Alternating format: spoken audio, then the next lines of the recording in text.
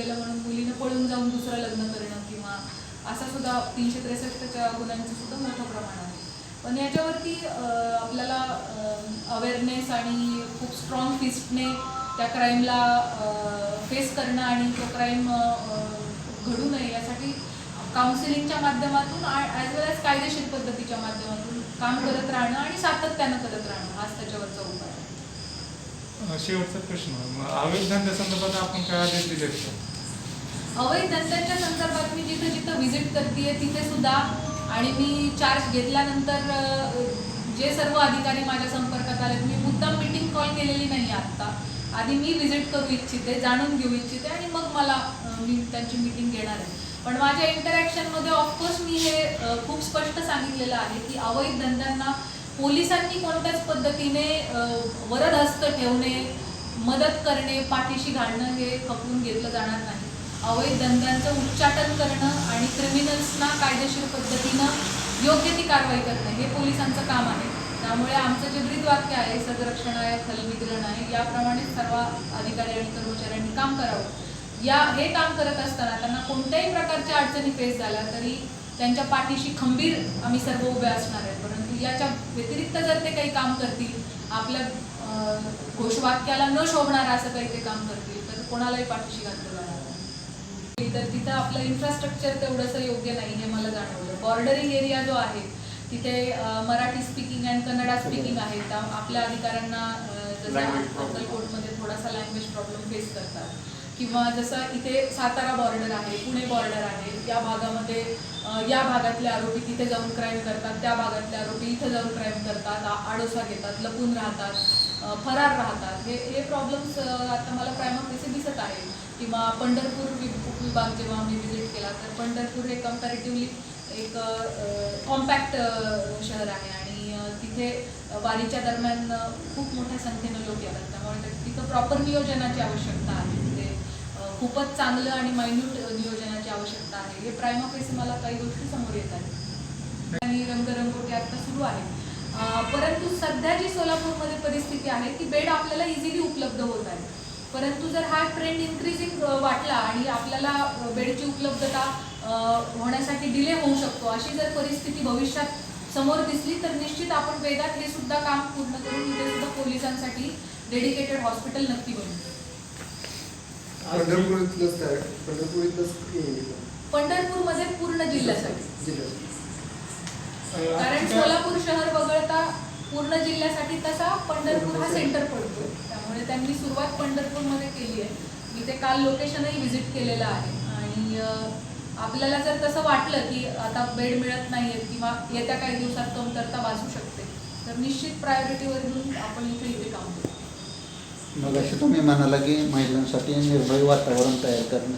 आता सध्या शाळा कॉलेज बंद आहे, परंतु ज्यावेळेला शाळा कॉलेज चालू होतात त्यावेळेला रोड रोमिओचा एक प्रश्न मोठा असतो. त्या संदर्भात आतापर्यंत आपलं म्हणजे निर्भया पथक काम करते, तरीसुद्धा अजून त्यामध्ये थोडं.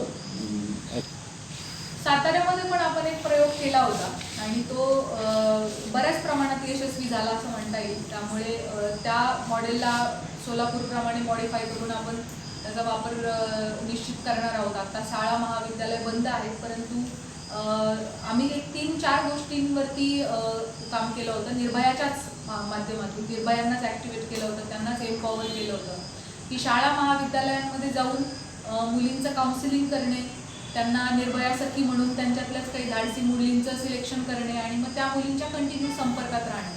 कधी कधी डायरेक्ट पोलिसांना अप्रोच करताना मुलींना संकोच वाटतो. अशा वेळेला त्या आपल्या निर्भया सखींना सांगू शकतात, म्हणजे त्यांच्याच वर्गातल्या मुलींना, आणि त्या मुली आपल्यापर्यंत इन्फॉर्मेशन पोहोचवू शकतात. मला खात्री आहे की सोलापूरमध्ये सुद्धा या प्रकारचं काम होत असावं.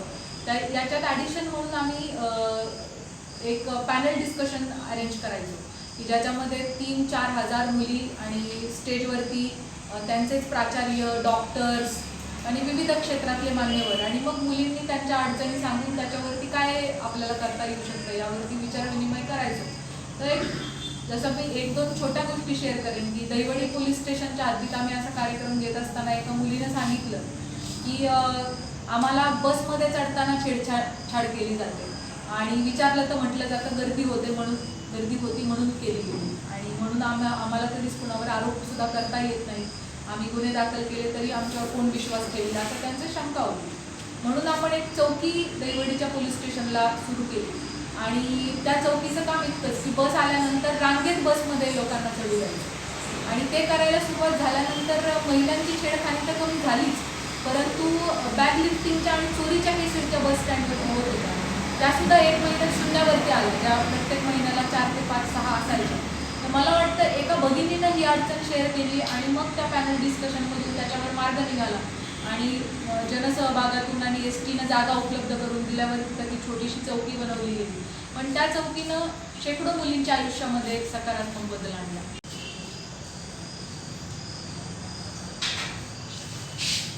मागच्या शुक्रवारी मी सोलापूर ग्रामीणचा पोलीस अधीक्षक म्हणून चार्ज घेतलेला आहे आणि त्यानंतर एक बेसिक माहिती आणि तिथल्या बेसिक कामकाजाचा आढावा घेतल्यानंतर गेल्या 3 दिवसांपासून माझी डिस्ट्रिक्ट व्हिजिट सुरू आहे. या व्हिजिटमध्ये मी ऑलरेडी सोलापूर विभाग, अक्कलकोट विभाग, पंढरपूर विभाग आणि आज अकलूज विभागाला भेट दिलेली आहे.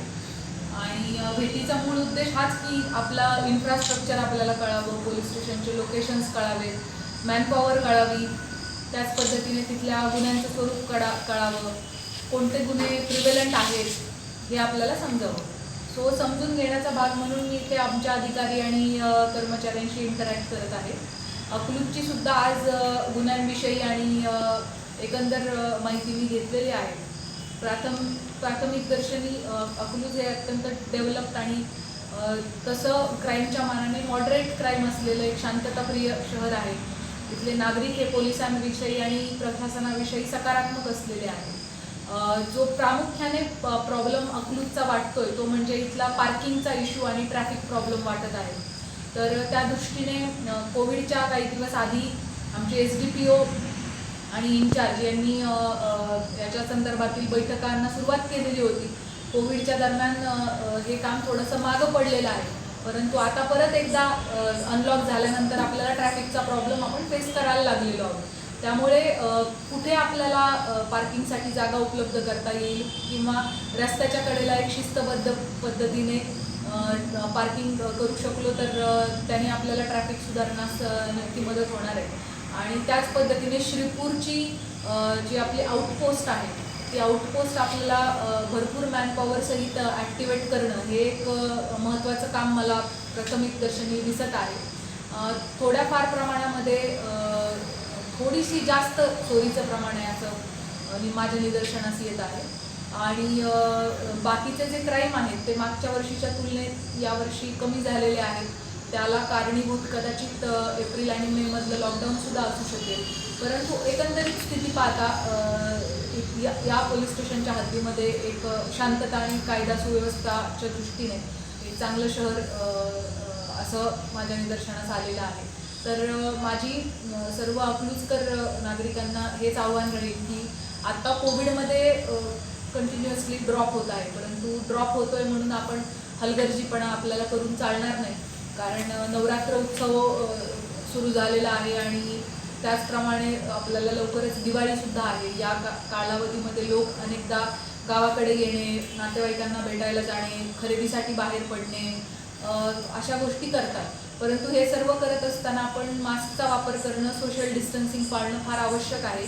अन्यथा हे कमी होत आलेलं जे करोनाचं प्रमाण आहे ते आपण हलगर्जीपणा केला तर वाढण्याची सुद्धा शक्यता काही तज्ज्ञ वर्तवत आहेत व्हावी आणि आपलं लवकरात लवकर पूर्ववत आयुष्य जगता यावं तर आपल्याला सगळ्यांना मास्कचा कंप्लायन्स, सोशल डिस्टन्सिंगचा कंप्लायन्स हा पाळावा लागेल.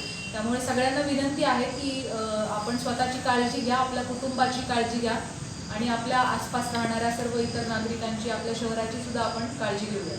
थँक्यू.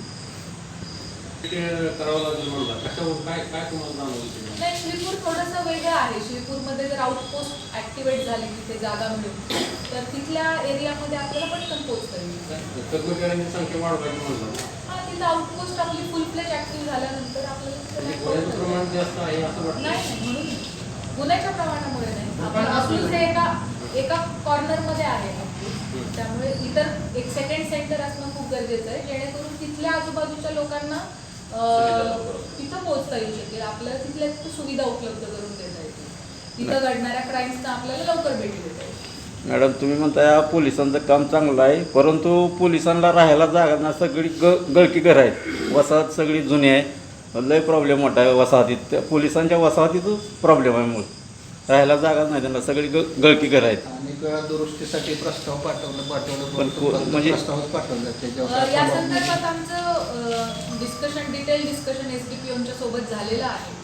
आणि आज जी 4ही पोलीस स्टेशन मी व्हिजिट केलेले आहेत, नातेपुते आहे, माळशिरस आहे, वेळापूर आहे, आणि नंतर मी शेवटी आता अकलूजमध्ये आलेले आहे. तर अकलूज वगळता बाकीच्या 3 ठिकाणी क्वार्टर्स नाही, आणि अकलूजमध्ये असलेली जी क्वार्टर्स आहेत ती सुद्धा गळतायत असं रिपोर्टिंग ऑलरेडी मला केलं गेलं. त्यामुळे PWD सोबत आम्ही लवकरात लवकर बैठक लावून आमचे काही पोलीस स्टेशनची सुद्धा डागडुजी आवश्यक आहे, आणि अकलूजमधल्या घरांची पण डागडुजी आवश्यक आहे, आणि त्याच प्रकारे नवीन हे 3 ठिकाणी बांधून घेण्याची सुद्धा आवश्यकता आहे. तर त्यावरती आम्ही योग्य ते प्रस्ताव पाठवून त्याचा फॉलोअप घेणार आहे. आणि मोहोळ केला असेल, अक्कलकोट केला असेल, माडा केला असेल, माळशिरस केला, या दौऱ्यामध्ये आपण असं काय जाणवलं का, काय असंतोष असेल किंवा असमाधानकारक कामगिरी काय जाणवली का? ॲक्च्युली हे खूपच प्रायमरी पद्धतीची व्हिजिट माझी सुरू आहे, आणि 1 तासामध्ये 2 तासामध्ये आपल्याला त्या एरियाला माहीत करून घेणे, तिथल्या लोकांना माहीत करून घेणे, त्याच पद्धतीने पोलिसिंगचे काय चॅलेंजेस आहेत हे माहीत करून घेण्याची सध्या प्रोसिजर सुरू आहे. आणखी काही काळ गेल्यानंतर मला आणखी त्यातले वारकावे मिळून येतील, परंतु प्रायमा फेसी मला एकंदर सकारात्मक चित्र बघायला मिळालेलं आहे. आणि गेल्या 3 दिवसांमध्ये जर स्पेसिफिकली सांगायचं झालं तर पूर आपल्याकडे पूर परिस्थिती आपण फेस करत आहोत, आणि या पूर परिस्थितीमध्ये काही स्पॉट्सना मी वैयक्तिक भेट देऊ शकलेले आहे, जिथे लोकांना आपण इव्हॅक्युएशनचं काम करत आहोत किंवा लोकांना पुरातून बाहेर काढण्याचं काम करत आहोत. तर सोलापूर पोलिसांनी पुराच्या परिस्थितीमध्ये एक्सलंट काम केलेलं आहे, आणि त्यामुळे मला खूप आनंद आहे या गोष्टीचा की माझी एक खूप चांगली कॅपेबल सोलापूरची टीम आहे, आणि त्यांनी सोलापूरला फारसा पुराचा अनुभव नाही. आपण विचारलं तर गेल्या अनेक वर्षांमध्ये कधीच इतका पाऊस झालेला नाही. असं असताना सुद्धा सोलापूरच्या अधिकारी आणि कर्मचाऱ्यांनी पुरामध्ये खूप चांगलं काम केलं. त्या जिल्ह्याच्या पोलिसांविषयी आपण समाधानी म्हणजे गाजलेलं आहे, आणि आपण वेगळं ओळख निर्माण केली तिथं. तसं सोलापूरच्या दृष्टीने आपले काय प्लॅन आहेत का, किंवा सोलापूरमध्ये वेगळं काय करून ओळख निर्माण करण्यासाठी? आपण प्रत्येक ठिकाणी गेल्यानंतर जी बेसिक पोलिसिंग आहे तीच अधिकाधिक चांगल्या पद्धतीने आणि इनोव्हेटिव्हली कशी इम्प्लिमेंट करता येऊ शकेल हेच प्रयोग इथून मागे सुद्धा केलेले आहेत, आणि त्याचे खूप सकारात्मक रिझल्ट्स आलेले आहेत. त्यामुळे सोलापूरचा सुद्धा हा जो दौरा आहे 1 आठवड्यात संपवण्याचं कारण तेच आहे की लवकरात लवकर मला इथला ठिकाण, इथले प्रॉब्लेम्स, इथल्या अडचणी समजाव्यात, आणि त्या दृष्टीने मग आपल्याला प्लॅन करता यावं. त्यामुळे जो सगळ्या पोलिसिंगचा जो एथॉस आहे, जो गाभा आहे, तो बेसिक पोलिसिंग आहे, आणि बेसिक पोलिसिंगच्या बरोबरीनंच आपली जी टीम आहे त्या टीमला योग्य त्या सुविधा उपलब्ध करून देणं, त्यांचे प्रमोशन्स असतील, त्यांची घरं असतील, त्यांच्या इन्क्रिमेंट्स असतील, त्यांचे मेडिकल बिल्स असतील, हे जेव्हा वेगाने निपटारा होतो त्यावेळेला ऑटोमॅटिकली एक टीम स्पिरिट, निर्भय वातावरण निर्माण करणे, महिलांसाठी निर्भय वातावरण निर्माण करणे हे जसं टार्गेट आहे, तसंच माझ्या अधिकारी आणि कर्मचाऱ्यांसाठी काम करण्यासाठी एक अत्यंत सुविधाजनक पद्धतीचं इन्फ्रास्ट्रक्चर उपलब्ध करून देण्यासाठी जास्तीत जास्त प्रयत्न करणे आणि एक टीम स्पिरिट बिल्ड करणे हे सुद्धा माझं ध्येय राहणार. राज्य गुप्तचर विभागात पण आपण काम केलेलं आहे, तर सोलापूर जिल्ह्यातील काय प्रलंबित प्रकरण किंवा प्रलंबित गुन्हे त्या मी CID मध्ये होते 1 वर्ष, त्यावेळेला माझ्याकडे SP टेक्निकल सर्व्हिसेस हा चार्ज होता. संपूर्ण राज्यातले फिंगरप्रिंट ब्युरोज, हँडरायटिंग एक्सपर्ट्स आणि डॉग स्क्वॉड्स हे त्यावेळेला माझ्या अंडर काम करत होते. त्यामुळे तेव्हा गुन्हे माझ्याकडे नव्हते, परंतु निश्चित आमचं सर्व आम्ही जे सर्व आहोत ते पोलीसच आहोत. त्यामुळे आमच्यामध्ये समन्वय असतो, जिथं जिथं आवश्यक आहे तिथे समन्वय इतर सर्व खात्यांशी ठेवला जातो. आम्ही ऐकलं होतं सातारामध्ये असताना आपण पोलिसांसाठी special Covid centre, Covid hospital उभारलं होतं आणि एका हवालदाराचे प्राण पण आपल्या परिणामातून वाचले होते. तर त्या दृष्टीने अकलूजमध्ये काय किंवा सोलापूर जिल्ह्याच्या पोलिसांसाठी काय नियोजन आहे का आपलं?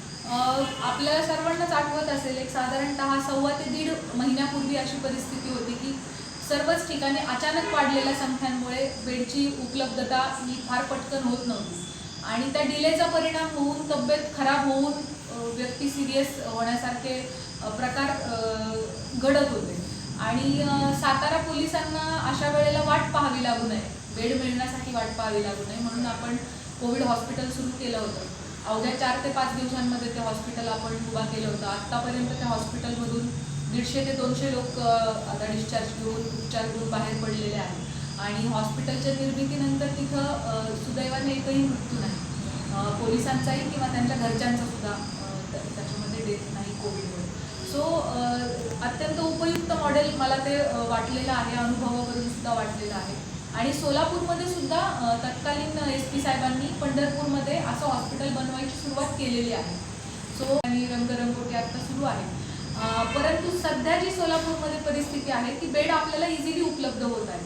परंतु जर हा ट्रेंड इन्क्रीजिंग वाटला आणि आपल्याला बेडची उपलब्धता होण्यासाठी डिले होऊ शकतो अशी जर परिस्थिती भविष्यात समोर दिसली तर निश्चित आपण वेगात हे सुद्धा काम पूर्ण करून इथे सुद्धा पोलिसांसाठी डेडिकेटेड हॉस्पिटल नक्की बनवू. पंढरपूरमध्ये पूर्ण जिल्ह्यासाठी, कारण सोलापूर शहर वगळता पूर्ण जिल्ह्यासाठी तसा पंढरपूर हा सेंटर पडतो, त्यामुळे त्यांनी सुरुवात पंढरपूरमध्ये केली आहे. मी ते काल लोकेशनही व्हिजिट केलेलं आहे आणि आपल्याला जर तसं वाटलं की आता बेड मिळत नाहीये किंवा येत्या काही दिवसात कमतरता भासू शकते तर निश्चित प्रायोरिटीवर घेऊन आपण इथे काम करू. मग अशी तुम्ही म्हणाला की महिलांसाठी निर्भय वातावरण तयार करणं. आता सध्या शाळा कॉलेज बंद आहे, परंतु ज्यावेळेला शाळा कॉलेज चालू होतात त्यावेळेला रोड रोमिओचा एक प्रश्न मोठा असतो. त्या संदर्भात आतापर्यंत आपलं म्हणजे निर्भया पथक काम करते, तरीसुद्धा अजून त्यामध्ये थोडं साताऱ्यामध्ये पण आपण एक प्रयोग केला होता आणि तो बऱ्याच प्रमाणात यशस्वी झाला असं म्हणता येईल. त्यामुळे त्या मॉडेलला सोलापूरप्रमाणे मॉडिफाय करून आपण त्याचा वापर निश्चित करणार आहोत. आता शाळा महाविद्यालय बंद आहेत, परंतु आम्ही एक 3-4 गोष्टींवरती काम केलं होतं. निर्भयाच्याच माध्यमातून निर्भयांनाच ॲक्टिवेट केलं होतं, त्यांनाच एम्पॉवर केलं होतं की शाळा महाविद्यालयांमध्ये जाऊन मुलींचं काउन्सिलिंग करणे, त्यांना निर्भया सखी म्हणून त्यांच्यातल्याच काही धाडसी मुलींचं सिलेक्शन करणे आणि मग त्या मुलींच्या कंटिन्यू संपर्कात राहणे. कधी कधी डायरेक्ट पोलिसांना अप्रोच करताना मुलींना संकोच वाटतो, अशा वेळेला त्या आपल्या निर्भया सखींना सांगू शकतात, म्हणजे त्यांच्याच वर्गातल्या मुलींना, आणि त्या मुली आपल्यापर्यंत इन्फॉर्मेशन पोहोचवू शकतात. मला खात्री आहे की सोलापूरमध्ये सुद्धा या प्रकारचं काम होत असावं. याच्यात ॲडिशन म्हणून आम्ही एक पॅनल डिस्कशन अरेंज करायचो की ज्याच्यामध्ये 3-4 हजार मुली आणि स्टेजवरती त्यांचेच प्राचार्य, डॉक्टर्स आणि विविध क्षेत्रातले मान्यवर, आणि मग मुलींनी त्यांच्या अडचणी सांगून त्याच्यावरती काय आपल्याला करता येऊ शकतं यावरती विचारविनिमय करायचो. तर एक जसं मी 1-2 छोट्या गोष्टी शेअर करेन की दैवडी पोलीस स्टेशनच्या हद्दीत आम्ही असा कार्यक्रम घेत असताना एका मुलीनं सांगितलं की आम्हाला बसमध्ये चढताना छेडछाड केली जाते आणि विचारलं तर म्हटलं जातं गर्दी होती म्हणून केली गेली, आणि म्हणून आम्हाला कधीच कुणावर आरोप सुद्धा करता येत नाही. आम्ही गुन्हे दाखल केले तरी आमच्यावर कोण विश्वास ठेवेल असं त्यांची शंका होती. म्हणून आपण एक चौकी दैवडीच्या पोलीस स्टेशनला सुरू केली आणि त्या चौकीचं काम इतकंच की बस आल्यानंतर रांगेत बसमध्ये लोकांना चढू द्यायचं, आणि ते करायला सुरुवात झाल्यानंतर महिलांची छेडखानी तर कमी झालीच, परंतु बॅग लिफ्टिंगच्या आणि चोरीच्या केसेसच्या बस स्टँडवरती होत होत्या त्यासुद्धा 1 महिन्यात शून्यावरती आल्या, ज्या प्रत्येक महिन्याला 4 ते 5-6 असायच्या. तर मला वाटतं एका भगिनीनं ही अडचण शेअर केली आणि मग त्या पॅनल डिस्कशनमधून त्याच्यावर मार्ग निघाला आणि जनसहभागातून आणि STनं जागा उपलब्ध करून दिल्यावर तिथं ती छोटीशी चौकी बनवली गेली, पण त्या चौकीनं शेकडो मुलींच्या आयुष्यामध्ये एक सकारात्मक बदल आणला. तुम्हाला कन्फर्म करून सांगते. सोलापूर जिल्हा तसा दुष्काळी भाग होतो, तर पोलिसांनी जनतेमध्ये काही समन्वय असावा किंवा विश्वासाचं वातावरण निर्माण व्हावं असं आपलं वेगळं काय असं नियोजन आहे का? ते असावंच ना, समन्वय हा असावाच. पोलीस आणि जनता यांचं एक समन्वयाचं आणि विश्वासाचं नातं असावं. जिथं जिथं असं समन्वय आणि विश्वासाचं नातं असतं त्या ठिकाणी लॉ अँड ऑर्डरचे प्रॉब्लेम्स होत नाही. लॉ अँड ऑर्डर जे आहेत हे प्रशासनासाठी तर घातक असतातच, परंतु समाजासाठी सुद्धा लॉ अँड ऑर्डर चांगले नसतात, त्याने समाजाची वीण उसवली जाते. त्यामुळे पोलिसांचं आणि समाजाचं निश्चित समन्वयाचं नातं असावं आणि ते बिल्ड करण्याचे अनेक माध्यम आहेत, शेकडो उपाय आहेत, अनेक इंटरॅक्शनच्या पद्धती आहेत. त्यामुळे त्या वेळोवेळी ह्या इंटरॅक्शनमधून आपल्याला हा समन्वय साधायचाच आहे. त्याचप्रमाणे मुलींना सेल्फ डिफेन्सचं प्रशिक्षण आपण देत होतो, त्यांची रॅली शहरातून काढत होतो अवेअरनेससाठी की मुली इतक्या मोठ्या प्रमाणात आहेत, शिकतायत आणि समाजानं सुद्धा त्यांना सपोर्ट करण्याची गरज आहे. So it created a kind of awareness. त्यामुळे जेव्हा शाळा सोलापूरमध्ये सुरू होती तेव्हा या सर्व गोष्टी आणि प्लस ॲडिशनमध्ये आपल्याला जसं जसं ज्या सूचना प्राप्त होतील त्याप्रमाणे आपण निर्भय वातावरण महिलांना निर्माण करण्यासाठी काम करू. कोरोनाग्रस्त पोलिसांची संख्या आता बऱ्यापैकी कमी झालेली आहे. सोलापूरमध्ये ही संख्या साधारणतः 280च्या आसपास होती, परंतु दोन ते 3 दिवसांपूर्वी घेतलेल्या रिव्ह्यूच्या अकॉर्डिंगली 30 ते 35 लोक आता फक्त रिकवर होऊन परत जॉईन करणं बाकी आहे. काही लोक क्वारंटाईनमध्ये आहेत, पण मेजॉरिटी लोक हे आता ठीक होऊन पुन्हा आपापल्या ड्युटीवर जॉईन झाले.